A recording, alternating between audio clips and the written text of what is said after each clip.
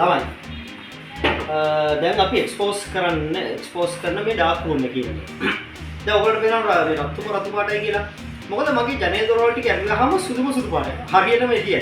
ඉතින් ඒ හින්දා මට දඩේ වල ගැහුවට පස්සේ තිත්ත කරුවල. ඉතින් ඒ හින්දා මම රතු පාට එළිය දාලා තියෙනවා. මම ක්ලාස් එකේදී නම් ඔයගොල්ලෝ දන්නවනේ. ක්ලාස් එකේදී ඔයගොල්ලෝ අපි එළි මහනේ කරන්නේ එක්ස්පෝස් එකේ නේ.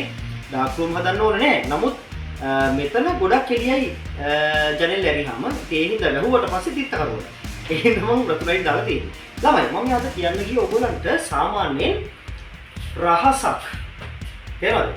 ඔයගොල්ලෝ දන්නවනේ මම සාමාන්‍ය රහස් කියන්නේ නැහැ කියලා. හරි? මේක ස්ක්‍රීන් ප්‍රින්ටින් හොඳටම දන්න කට්ටිය කරන දෙයක්. හරි? එහෙනම් දන්න කට්ටිය කියන්නේ නැතිද? හරි? ඉතින් මේ හින්දා මම ඔයගොල්ලන්ට මේ රහස අද කියලා දෙනවා. අපි එක්ස්පෝස් කරනකොට එමල්ෂන් වර්ග දෙකක් පාවිච්චි කරනවානේ. ටෙක්ස්ටයිල් ප්‍රින්ටින් වලට TS නැත්නම් RC28 කියන එක නැත්නම් PVC print වලට SR එහෙම නැත්නම් 234 කියන emulsion. දැන් මම පාවිච්චි කරන්නේ 234 කියන emulsion එක.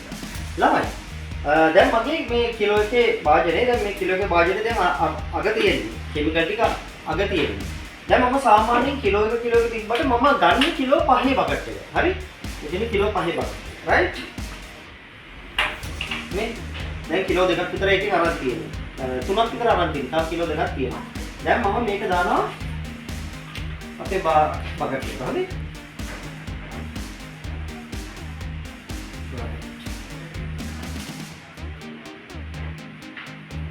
තමයි. දැන් සාමාන්‍යයෙන් මම කිලෝ 5ක් ගත්තේ මට ගොඩක් ස්ක්‍රීන් මොන දාන හින්දා ඒ වගේ කරුණු කාරණා හින්දා තමයි.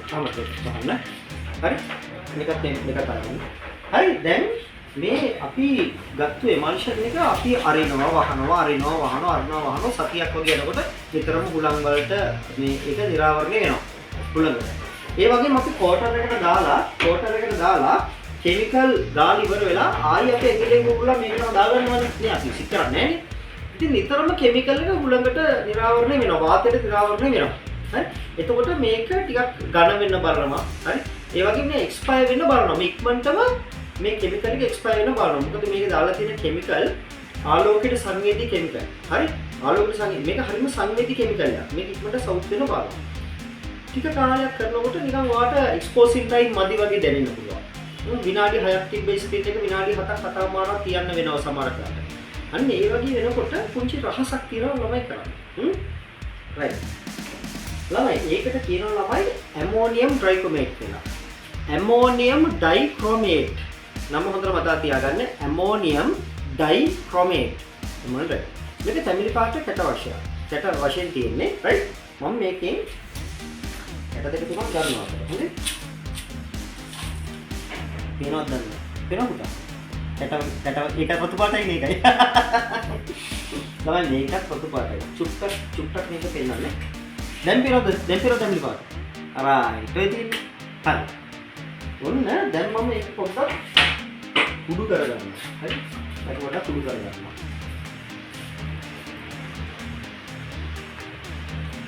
දැන් පේනවනේ කැට ටික තියෙනවා ඉතින්.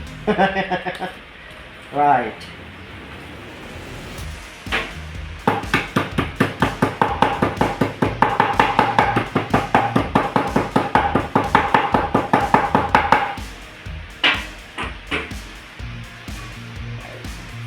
කුඩු වුණා.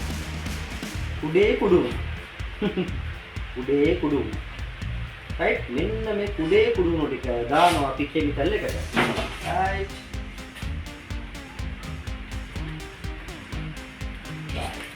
දැන් මේක කඩුවක් අරගෙන දන්නවනේ කඩුවක් කියන්නේ මොකද්ද කියලා නේ? අර කේක් හදන කට්ටිය මොකද ස්පැචුලාද මොකක්ද කියන්නේ? හරි? ඒකක් අරගෙන හොඳට කවලම් කරනවා. ළමයි මේක වතුර චුට්ටක කවලම් කරලා චූටි කුප්පියක වතුර චුට්ටක් කවලම් කරලා ඒ වතුර දැම්මත් කමන්නේ. හරි මම මේ දැන් කැට මේ කුඩු කරලා දැම්මට වතුර චුට්ටක් කවලම් කරන්නේ පොඩ්ඩක ඒක දාලා හොඳට කවලම් කරන්න. හරිම නම් අද අඩු ගානේ මේක පැයක්වත් තියෙන්න ඕනේ. කවලම් කරලා මේක පැයක්වත් තියෙන්න ඕනේ. පැයක්වත් තියලා ආයි කවලම් කරලා තමයි යූස් කරන්නේ. ළමයි මේ සත්තාවේ කරන්නේ මේ ට්‍රීට්මන්ට් එක කරන්නේ කෙමිකල් එකට පරණ වෙච්ච කෙමිකල් එක. ඒ කියන්නේ සති දෙක තුනක් විතර පස්සේ දැන් කෙමිකල් එක හරි වේගෙන එනකොට කෙමිකල් එක නිකන් ක්‍රියාකාරීත්වය මද වගේ වෙනකොට ඉතල තමයි උනොත් තමයි මේක අපි මේ ට්‍රීට්මන්ට් එක කරන්න ඕනේ. හරිද? මේ කෙමිකල් එක හොඳ උඩයට ගහන්න ඕනේ. හරි? කෙමිකල් එක හොඳ උඩයට ගහන්න ඕනේ. දැන් ඕගොල්ලෝ බය වතුර චුට්ටක් ගන්න වතුර චුට්ටක්. දැන් ඕගොල්ලෝ බයයි නේද වතුර චුට්ටක් මේක කවලවන්න මොනව වෙයිද කියලා. එහෙම වෙන්නේ නැහැ. නිකුත් වෙන්නේ නැහැ. කෙමිකල් එක හයි මේක නම් හයිය නෑ. හයිය මදි මම නිකන් පෙන්නන්නම්. වතුර චුට්ටක් දෙනවම.